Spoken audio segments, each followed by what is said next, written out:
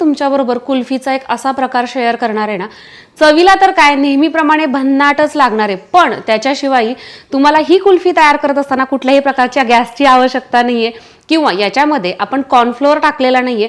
सोबतच ही कुल्फी उपवासाला सुद्धा चालणार आहे आणि आणखीन महत्त्वाची गोष्ट म्हणजे डायबिटीज फ्रेंडली आहे. याच्यापेक्षा आणखीन किती फायदे असायला हवेत एखाद्या कुल्फीचे. चला तर मग कशाचीही वाट न बघता ही स्पेशल अशी कुल्फी कशी तयार करायची ते पाहूयात. आपण एक बाउल घेतलेला आहे आणि याच्यामध्ये आपण 1 ग्लास दूध ओतत आहोत आणि हे दूध आपल्याला कोमट असं घ्यायचं आहे. आणि याच्यामध्ये आता मी टाकत आहे अर्धा वाटी बदाम, अर्धा वाटी काजू, सोबतच आपण इथं ही जी मी वाटी घेतली आहे ना, काजू बदाम ज्या वाटीनं घेतलेत तीच वाटी आहे, 1 वाटी मखाना घेत आहोत.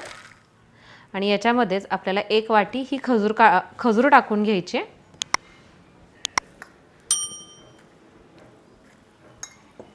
आणि आता हे सगळं आपल्याला जवळजवळ एक 10 ते 15 मिनिटांसाठी अशाच पद्धतीनं भिजत ठेवायचं आहे.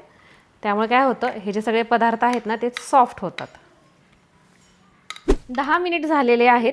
10 मिनिट म्हणजे काय, हे जे दूध आपण कोमट घेतलं होतं ना ते पूर्णपणे थंड होऊ द्यायचं आहे. म्हणजे काय होतं, अशा पद्धतीनं आपले ड्रायफ्रूट सगळे व्यवस्थित असे भिजले जातात. मिक्सरचं मोठं भांडं घेतलेलं आहे आणि त्याच्यामध्ये आपण आपलं हे दूध आणि ड्रायफ्रूट सगळं टाकून घ्यायचं आहे.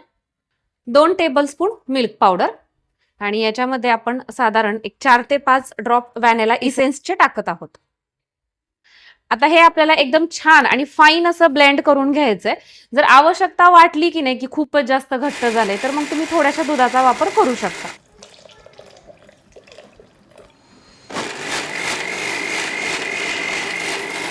इथं तुम्ही कन्सिस्टन्सी बघू शकता, अशा पद्धतीची ठेवलेली आहे. आणि जवळजवळ मी 1 कप आणि वरती अगदी एक 2-4 चमचे याच्यामध्ये दूध टाकून घेतलेले, तेव्हा कुठेही अशा पद्धतीची याची कन्सिस्टन्सी तयार झालेली आहे. आता आपण ही मोल्डमध्ये भरून घेतोय. आता हा मोल्ड आपण फ्रीजरमध्ये ठेवणार आहोत आपली कुल्फी पूर्णपणे सेट होण्यासाठी. साधारण आपल्याला 12 ते 14 तास याला फ्रीजरमध्ये ठेवायचं असतं.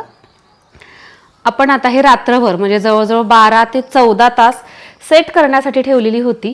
छान अशा पद्धतीनं सेट झालेली आहे. डिमोल्ड करूयात. अगदी साधारण 1 सेकंदवर आपल्याला ही अशी पाण्यामध्ये धरायची आहे की लगेचच वर काढायची. खूप जास्त वेळ पाण्यात धरायची नाही, नाहीतर मग पटकन परत मेल्ट होते. मस्त. तर इथं तुम्ही बघू शकता झकास अशी आपली ही बिना साखरेची कुल्फी तयार झालेली आहे.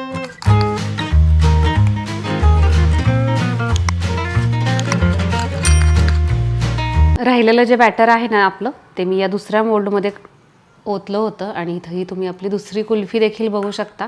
अगदी परफेक्ट अशा पद्धतीची झालेली आहे. आणि तुम्ही जर याचं निरीक्षण केलं की नाही तर एकदम फाईन अशा पद्धतीनं आपण ते बारीक करून घेतल्यामुळे याची जी चव आहे ना ती सुद्धा खाताना अप्रतिम अशा पद्धतीची लागते.